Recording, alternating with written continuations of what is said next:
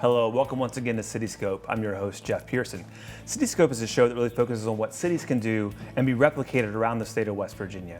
And one particular thing that we talk about a lot is economic development and community development through all kinds of different programs and partnerships and development partnerships and departments.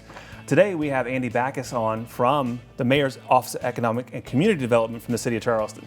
It's a mouthful. It is. We have the longest title in the city, so it actually wraps around to the back of my business card. That's great.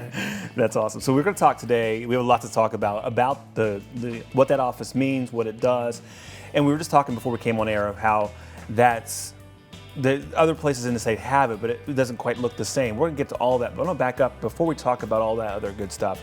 We always like to talk to our guests about how they came to Charleston, or if they're from Charleston, what was their kind of first memories of being here, and how that took you from being a child or a transplant to where you are now. So you're from here. Yep, I'm from here. I grew up just off Oak Ridge Drive, up by behind the Capitol here, by the airport. Remember laying in the backyard and watching the big C-130s fly over, and so Charleston and kind of the Capitol and the 130th and all of those things have kind of just been part of life, my whole life, and the more that I've been here in Charleston and growing up and getting married and having our kids, and the more we've tried to find more ways to just be involved and contribute to a place that we've loved and been a part of for a long time.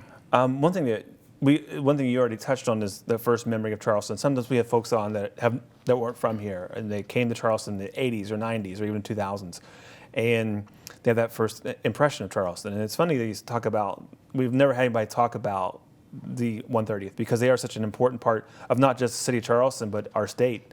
They do a lot of stuff when things happen. We send them out and those kind of things. So I grew up at air shows myself, and my dad was an aviation junkie, so what happens at Yeager Airport, all the things that were happening in the 80s, and having that 130 come in and be part of our city is pretty cool. Yeah, very. And you mentioned creating memories for our children. You have kids, a couple, few. So we have a few.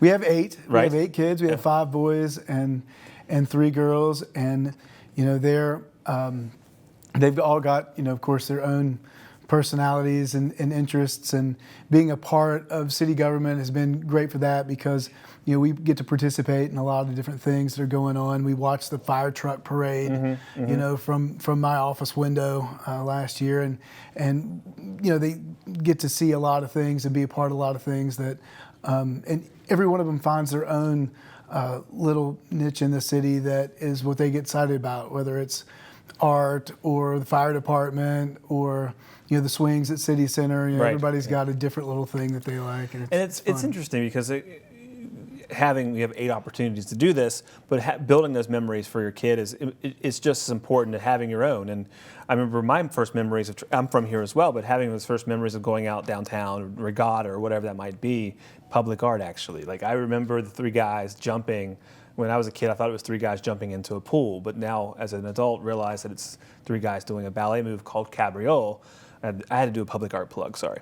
But no, those first memories of what Charleston was and how it looked and how it felt, and I try to impart on that with my own kid, and having her have memories of Charleston and as a young person. And like I said, you have 8 opportunities to do that. It's great. I mean, just stuff like, now that the regatta's back, and they were talking about that, there was a big announcement today about the lineup for the regatta. And I remember wanting to see Brian Wilson and the Beach Boys, and I couldn't see, and somebody picking me up and putting me up on their shoulders so that I could be on the levee and see that. Right. And those are all the cool things that we get to do with our kids here. Charleston has great history, and we were talking earlier today. You and I were about your love for the history of Charleston. Way back to the 40s and 50s, and some of these. Some industry that was here way back. Tell me a little bit. Actually, let's talk about that for a second. Some of the things that you're interested in as part of our history. I don't know. I'm kind of always drawn, to things. I think just old photographs of Charleston, and then I see the photographs and think about, what was there and what's there now. And I'm always trying to find, little bits and pieces of what we had. It kind of helps me in my office when I see Kelly Axe and some of these other things that I have. You know, we used to have a Bowinkle's hot dog store in our restaurant in our building where we are now, right? Right, And right. I remember, you know, my mother used to bring me to what's the City Service Center now to get shoes, right? So Right. I have a lot of things that were from in that building, a little pair of shoes that were there, and a Bowinkle's mug, and I don't know. Just for me, it's kind of neat because it ties me back to where we've been, but it also kind of helps me think about where we've come and where we can still go. And I think sometimes the things from the past help us think about possibilities that, even though it might seem a little bit crazy, I mean, when somebody was eating a hot dog and drinking a milkshake, and that, would they have ever thought, hey, someday I'm going to come over here and pay my parking ticket? You know, Right, like, you know, that's so right, yeah. things change and they're different, Yeah. and so there's opportunities. I think. We often in city government, and we try our best to communicate this to the public, is when we have spaces that change and get reimagined, to tell that story and tell the history. I think that's really important. Another good example of that is Luna Park. You know, a lot of people, a majority of people, maybe not now, but 10 years ago, 15 years ago, didn't realize in the 1920s there was a full-scale amusement park on the west side of Charleston. And that's why the sidewalks were all crazy and the streets were all crazy, because that was the sidewalks for the park. And when it burned down in 1923, they redeveloped it and created a whole community. It was called the Luna Park Historic. It's now called the Luna Park Historic District, but it's less about the amusement park, but now it's more about that redevelopment, you know, and using that opportunity to redevelop a community.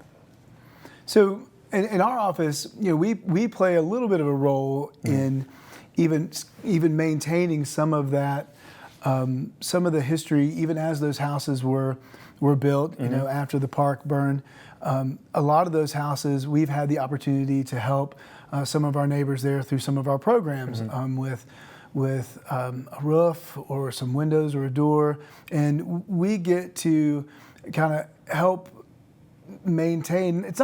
Part of it is maintaining our housing stock in the city, right? I mean, but that's a small part of it. The rest of it is that we have neighbors that need, sometimes they just need a hand. They need a little bit of help, and we get to do that. And so we get to be a little bit of part of carrying on that history and the redevelopment and the things that happen in that historic part of town. I do want to mention, as that was developed, I want to mention John C. Norman's name, because I think that was important. He was the architect for most of those houses, and he was historically significant because he was one of the first black architects in West Virginia, and he designed a lot of those houses. So I want to make sure we get that in there too. Sure.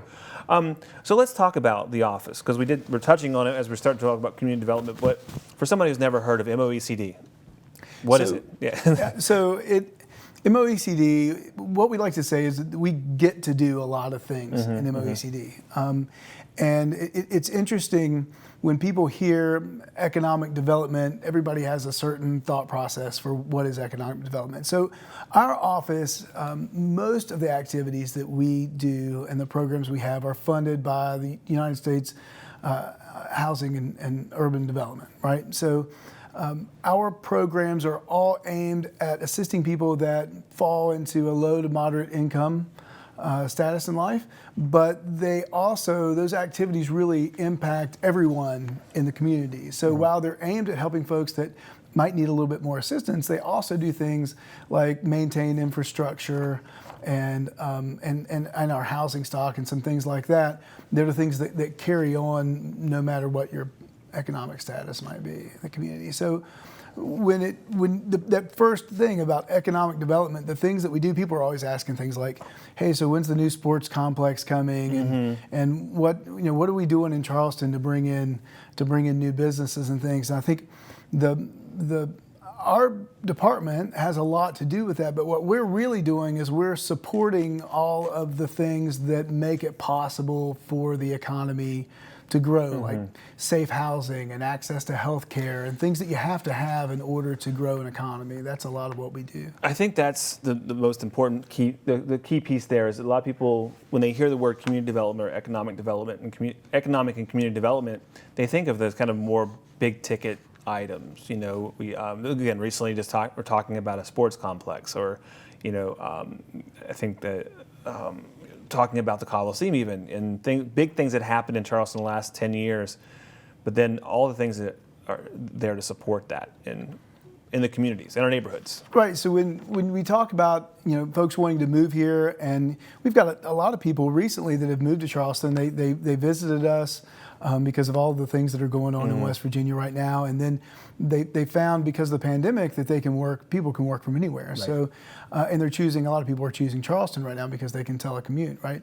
But before people are going to choose that, they're going to look at things like our sidewalks and our infrastructure and our public facilities, and things that are in our community. The backbone, the things that are the structure of the community, and for us to be able to do things like make sure that our North Charleston Community Center has a new HVAC system. It's the first time that we've had air conditioning in the gym in North Charleston and in MLK. Right. And these are things that we can provide in the community that really give us an opportunity to. I think it's one of those things where, I get to do the kind of the more public layer, the public art, where when people are coming to town, it's very visual. I mean, it's immediate; they can see it. But you're doing the work that is behind the scenes in some regard. Sure. Like I said, access. You said access to healthcare, and if I'm a young couple, what are the school systems like, and childcare, those kind of things. And I'm looking at some of the notes we were talking about before the show. You touched on our community centers, which is run by Parks and Rec, but talk a little bit about how your support of those centers help. So we get to do a lot of things with, for example, ADA access. For folks that have disabilities. We've been able to, in more than one of the centers, contribute to some remodeling that has helped with accessibility, especially in the restrooms. And all of our pools now have special chairs and lifts that help get in and out of the pool. These are things that we get to do with our funding. And of course, we work behind the scenes to make sure that all of the environmental aspects are looked at and taken care of, so that if we're going to pour a new pad for a heating and cooling unit out beside one of our units or something like that, we make sure that those are all things that we take on, so that the folks that are doing the work in the centers, they don't need to worry about all that. Right. So we are able to provide the things that they need and do all the background and paperwork and things to make sure that we don't put that burden on them. So if I'm somebody, I know this doesn't happen, but let's do a hypothetical. Somebody calls you, I'm in Cincinnati. My family and I live in Cincinnati. We're thinking about moving to Charleston. Can you tell me about Charleston and what you have to offer in terms of some of the things you're talking about?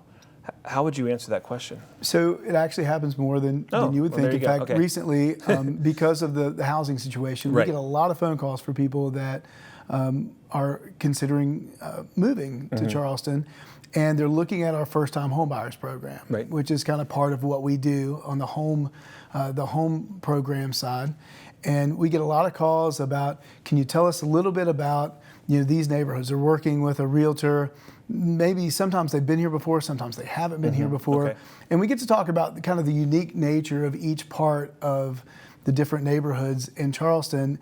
And I think it's something that we don't think about because we walk past it or drive past it every day, how unique the West Side, the East End, just the different areas, and what is exciting or interesting or different to be able to live in those areas, and to talk to different families about what's important to them, and think about what area of town they may enjoy and like to be in. I mean, we're not realtors. That's not why we're there. We're there to help them learn about the process of purchasing a home and help set them up with the financing and things that they need with our financing partners. But it is great to be able to talk about Charleston when we can. Right. Well, it also works the other way too, only because as a young adult, I went through the program, Home Blend, when it was called then, and it was almost like, not almost, it seemed a lot like the Promise Scholarship, where I kind of committed to staying in Charleston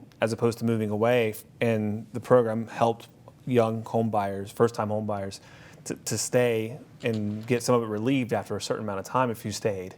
So that was a program that worked for me as well. So, and me too. I don't know if we've talked about this before, but I bought my first house through the same program. Yeah.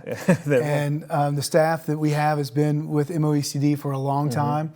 And so the inspector that inspected my house and maybe yours is still the inspector. Yes, yeah. And the supervisor and underwriter for the program is still there. And it's great to be able to come and work with them. You know, in 2004, we bought our first house, I think it was like 900 square feet, just this tiny little house, but it was ours. And we were so excited about it, and it was great. We still drive by it every once in a while. Kind of wish we, could still fit in it with all 10 of us. Probably not anymore. But that's a program that, now it's 35% of the cost of the house, and it is all deferred. So you don't have to make payments on that portion of the house. So it helps people be able to buy a home that they can afford and give them enough money that they can keep in their pocket to be able to maintain and take care of that house. So I don't know if you remember, one of the best things about that program, besides obviously the funding, is there's also classes where you learn about things like that and how to take care of your house and your finances. So I think that's education. Doing community outreach in that regard, where you're not just handing folks a check or paying for a home. You're really building a community in that regard directly. It is. I mean, it's great because we do the same thing with folks that need some assistance. They have a electrical issue, a plumbing emergency. Their heat goes out in the winter. They realize that their roof has gotten away from them, and they're just not going to be able to afford to get their roof fixed. Besides just going in and doing a repair for them, it really is a little bit of a relationship, because we know that they're not just a person and a number and somebody we're helping. I mean, they're our neighbor. They live right down the street, right? So we try to make arrangements to help folks, even set them up with other programs and other folks in the community that can kind of be with them long term for other assistance. We have folks that are getting older. They can't get out and cut their grass as much anymore. Maybe they can't afford to pay a service to come cut the grass. I mean, not a lot of us can, right? I don't. That's one of the reasons why we have 8 kids, so that I had built an army to cut the grass, right? But those are the things that we try to help people in the long run be able to have more connection in the community. And you receive a lot of grants, but also in addition to that program, you have other grant programs as well. Right. So we are a primary jurisdiction. Right. It's a big thing, but there's, I think, 651 primary jurisdictions. So we receive these grants, and then we do things in the city of Charleston, but also extend out into Kanawha County, right? Okay. But then we also receive community development block grants, and we do things with those, like the public buildings that we were talking about earlier. But we also about 15% of that money is allocated for public services. So we're able for nonprofits to apply to our office once a year. And we do things like we help with utilities.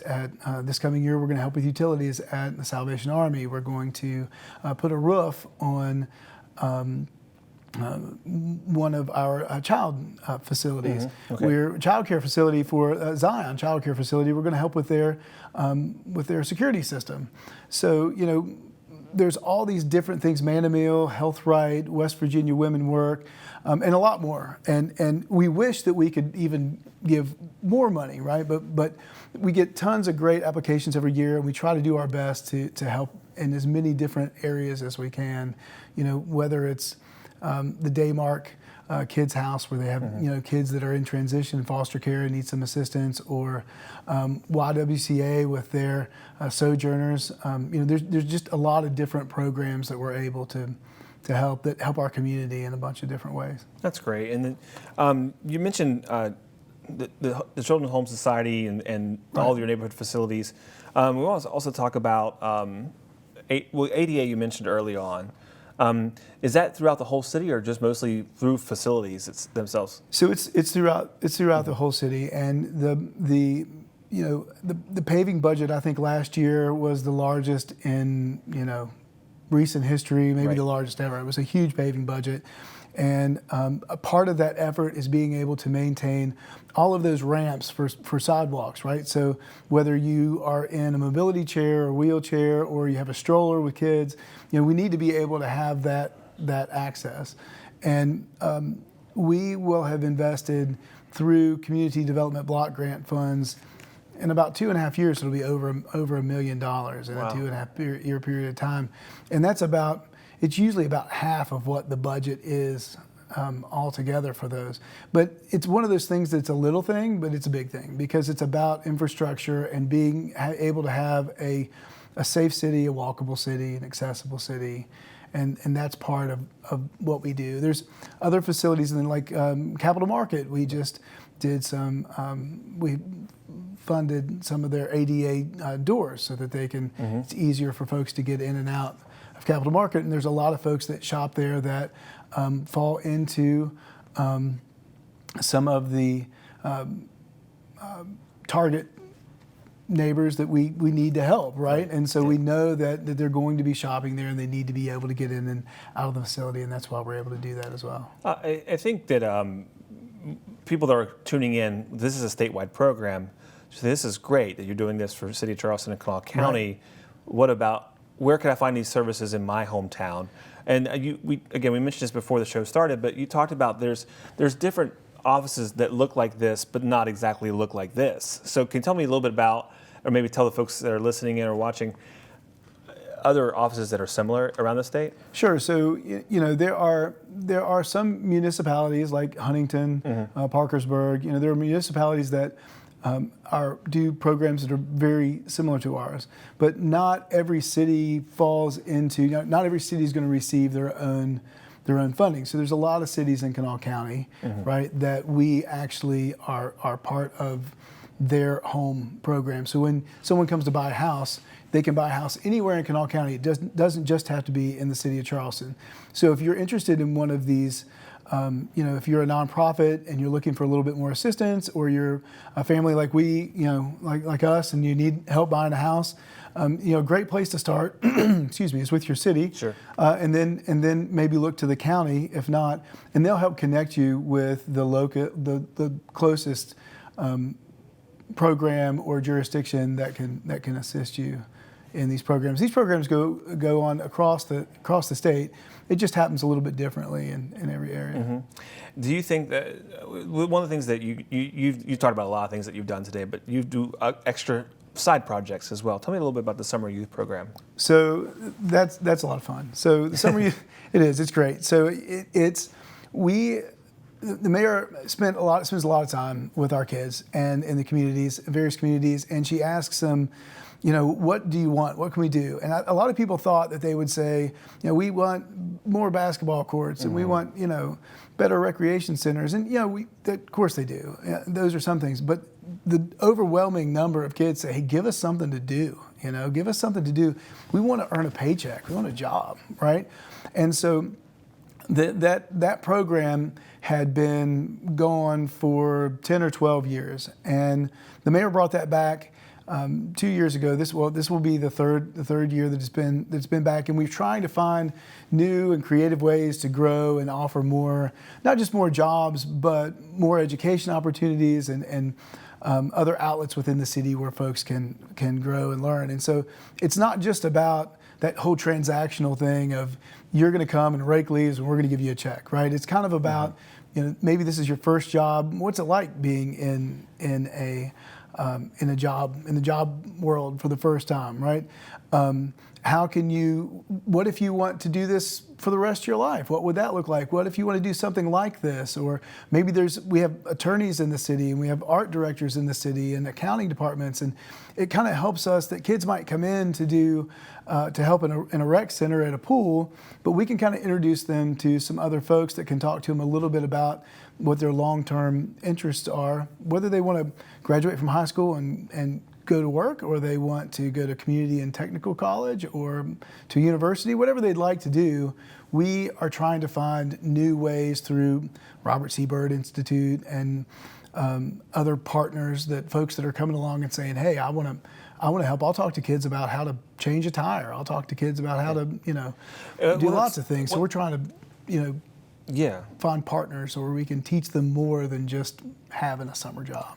One thing that's great about the program, and I utilize it with my own department as well, is it's such a wide variety of opportunities for kids. It's not just a lifeguard I mean, that's great too, but it's all kinds of jobs around the city, and they get exposed to so many different departments. And hopefully, we were talking about this 5 years from now, we'll have alumni working for us. You know.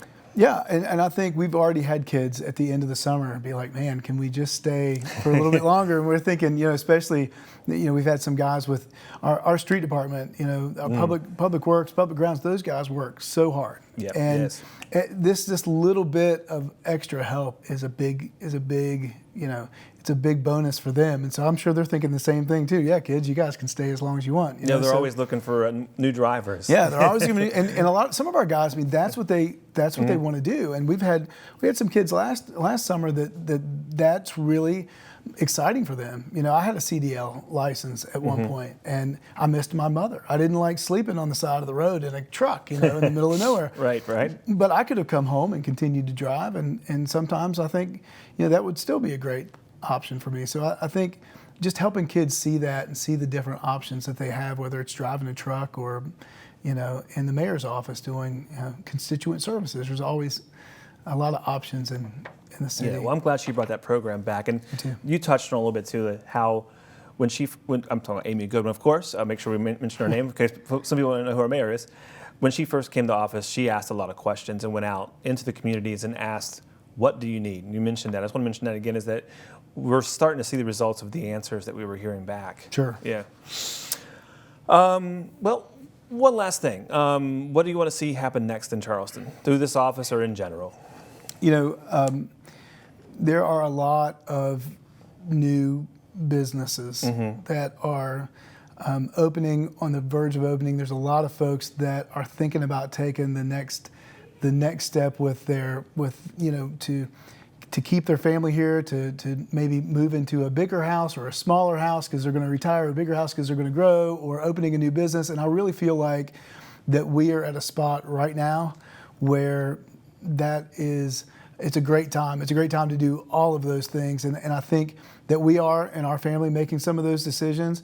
And I think being a part of Charleston's growth, not just through this office, but by living here too, it's just an exciting time to see these opportunities coming along. Yeah, well, there's so much more we probably could talk about, but unfortunately we're out of time. Thank you so much for coming on. Thank you. If you want to learn more about this office and other offices and departments in the City of Charleston, check out the website, cityofcharleston.org, where you can see opportunities and what's going on around the city. Again, thanks for watching.